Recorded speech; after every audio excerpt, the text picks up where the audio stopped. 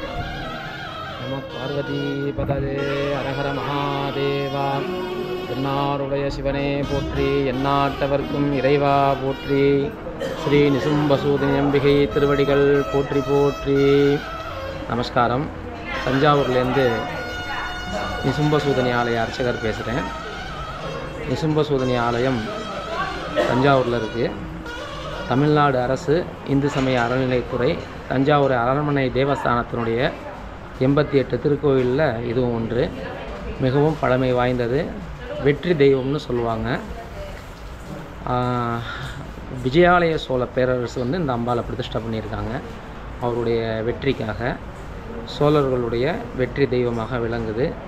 அவருக்கு பிறகு வந்த ராஜராஜ சோழன், ராஜேந்திர சோழன், அதுக்கப்புறம் நாயக்கர் மன்னர்கள், அதுக்கப்புறம் மராட்டிய மன்னர்கள் என மன்னர்கள் எல்லாம் தங்களுடைய வெற்றிக்காக இந்த அம்பாளை வழிபாடு செஞ்சுருக்காங்க. ரொம்ப பழமையானது. சும்ப நிசும்ப சண்ட முண்ட அப்படிங்கிற வதத்தை சேர்ந்த அம்பாள் தான் இவங்க நிசும்பசூதனிங்கிறவங்க. தங்களுடைய தர்மமான கோரிக்கை எதுவாக இருந்தாலும் 9 வாரம் வெள்ளிக்கிழமையில் ராகு காலத்தில் அம்பாளை வழிபாடு செஞ்சு பிரார்த்தனை பண்ணிங்கன்னா எந்த காரியமாக இருந்தாலும் அது வெற்றியாகும். அதனால் இந்த சோழர்களுடைய வெற்றி தெய்வம்னு சொல்லுவாங்க இந்த அம்பாளை. இந்த அம்பாளுடைய திருநாமம் நிசும்பசூதனி அப்படிங்கிறது வழக்கம். எல்லாரும் அழைக்கிறது வடபத்திரகாளியம்மன் அப்படிம்பாங்க.